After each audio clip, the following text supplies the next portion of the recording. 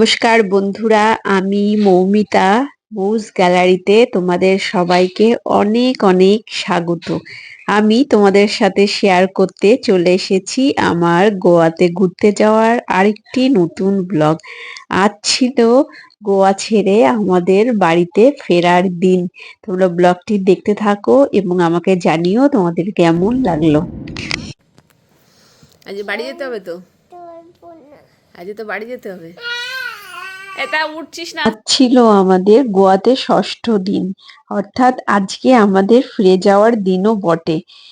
তবে আমরা সকাল থেকে দুপুর অবধি অনেকটা সময় পেয়েছিলাম, যেহেতু আমাদের ফ্লাইটটা এই বিকেলের দিকে ছিল। তো যাই হোক, অন্যান্য দিনের মতো সকালবেলা উঠলাম, আমরা রেডি হলাম, রায়ান রেডি হলো এবং এবার এসেছি আমরা ব্রেকফাস্ট করতে। ওই যে 10টার মধ্যে ব্রেকফাস্ট করতে হবে। কিন্তু এই যে নতুন রকমের খেলা, এটা রায়হান এখানে দেখে এবার এখান থেকে যাবে না, তো ওকে আমরা চেষ্টা করছিলাম নিয়ে যাওয়ার জন্য। তারপর ওই যে আর একজন বন্ধু পেয়েছে, ওরা বোধহয় আজই এসেছে, তো ওর ইচ্ছা ছিল ওদের সাথে একটু খেলবে। তো যাই হোক, রায়ানকে নিয়ে আমরা এবার যাচ্ছিলাম ব্রেকফাস্ট করতে। তারপর ঠিক করেছিলাম ব্রেকফাস্ট করে একটু শপিং করব, কারণ কিছু শপিং করার দরকার ছিল।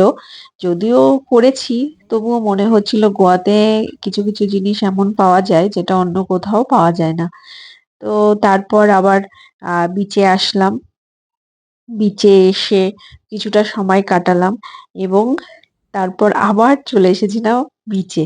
রায়ানকে এবার রেখে এসেছিলাম রিসর্টে, কারণ ওখানে একজন নতুন জয়েন করেছে, যার বাড়ি আমাদের কিছু এই বলার।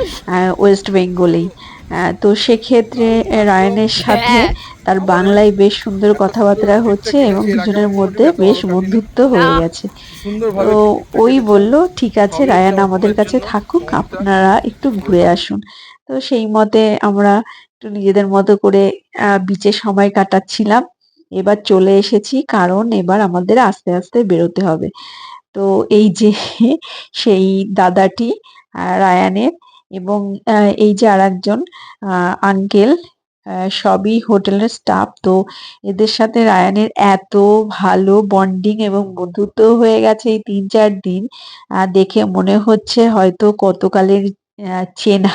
এইভাবে অনেকটা সময় রায়ান এদের সঙ্গে কাটালো এবং সেই সাথে আমরা এই রিসর্টের রেস্টুরেন্ট থেকে আহ কিছু খাবার নিয়ে নিয়েছিলাম ফ্লাইটে খাওয়ার জন্য। কারণ আমাদের আজকে ডাইরেক্ট ফ্লাইট ছিল না, প্রথমে আমাদের যেতে হবে হায়দ্রাবাদ এবং তারপর কলকাতা। তো যাই হোক, এরকম একটা সুন্দর দিন কাটলো এবং আমরা ইচ্ছা করেই এমন সময় ফ্লাইটটা বলে আবার দেখা নিয়েছিলাম, হবে, টাটা। যাতে ষষ্ঠ দিনটা মানে শেষ টাকা দিনটাও দিয়েছো? প্রায় সারাদিনই আমরা গোয়াতে কাটাতে পারি। তো যাই হোক, এই যে আমাদের আহ পুত্র, তো ওর বোধহয় একটু ফ্লাইটে কানে সমস্যা হচ্ছিল, এই কারণে ও এখন নিজেই শিখে গেছে, কানটা বন্ধ করে রাখছিল। তবে কিছু খেলে ভালো হতো, চিবালে, কিন্তু ও কথা শুনতেই চাইলো হ্যাঁ, না। কি যাই হোক, বলছিলিস? হ্যাঁ, পুষ্পার কথা কি বলছিলে? হ্যাঁ হ্যাঁ, কি হয়েছে? ইয়েস। কে বললো তোমাকে? হ্যাঁ, যাবে তুমি পুষ্পার বাড়ি দেখা করতে পুষ্পার সাথে? যে কি বলবে? ওই জন্য টিভিতে দেখায় পুষ্পা।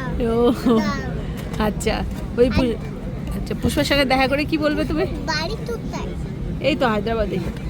আরে আমি টিভিতে দেখেনি কোনোদিন পুষ্পার বাড়ি। রায়ানের পুষ্পার গান খুব ফেভারিট এবং পুষ্পাকেও খুব পছন্দ। তো ও জানতে পেরেছে যেহেতু হায়দ্রাবাদে পুষ্পার বাড়ি, আমিও পুষ্পাই বলছি।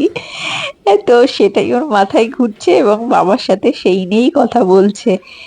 যাই হোক, তো আমরা ল্যান্ড করে গেছিলাম হায়দ্রাবাদে এবং আমাদের এখানে প্রায় 4-5 ঘন্টা কাটাতে হয়েছিল। কারণ রাতের দিকে ফ্লাইট ছিল। সাধারণত গোয়া থেকে ডাইরেক্ট কলকাতায় আসার ফ্লাইট খুব বেশি পাওয়া যায় না এবং যাওয়াটাও বিশেষ পাওয়া যায় না। আমি তো দেখি ইন্ডিগোটাই বোধহয় ডাইরেক্ট থাকে, তাও প্রত্যেকদিন হয়তো থাকে না। যাই হোক, এইটা হায়দ্রাবাদ এয়ারপোর্ট, এটা আমার এত পছন্দ হয়েছে যে আমি একটা ছোট্ট ভিডিও নিয়ে নিয়েছিলাম। দেখো কত বড় এয়ারপোর্ট এবং এখানে কি না আছে। তো এখানে এসে আমরা ডিনারটা সেরে নিলাম। প্রথমে একটা জায়গা থেকে পিৎজা খেয়েছিলাম, তো আমার পেট ভরে গেছে, কিন্তু সঞ্জীবের বোধহয় পেট ভরেনি। তো ওখানে দেখলাম আর একটা জায়গায় রেস্টুরেন্টে সেখান থেকে একটু বিরিয়ানি খাওয়ার ইচ্ছাও হলো। তো যাই হোক, বিরিয়ানি আর পাওয়া যায়নি। তারপরে লাস্টে একটা থালি নেওয়া হয়েছিল। ইচ্ছা ছিল হায়দ্রাবাদি বিরিয়ানি খাবো, যাই হোক আর হয়ে ওঠেনি। তারপর এই যে আবার নতুন করে উঠে পড়েছি আমরা প্লেনে, এবং এই যে ম্যাপের যে বইটা পেয়েছে সেটা নিয়ে ওর উৎসাহ, ভারতবর্ষ কোথায়, ভারতবর্ষের ম্যাপ। যাই হোক, তোমরা সবাই ভালো থেকো, ব্লগটি দেখতে থাকো এবং আমাকে জানিও কেমন লাগলো।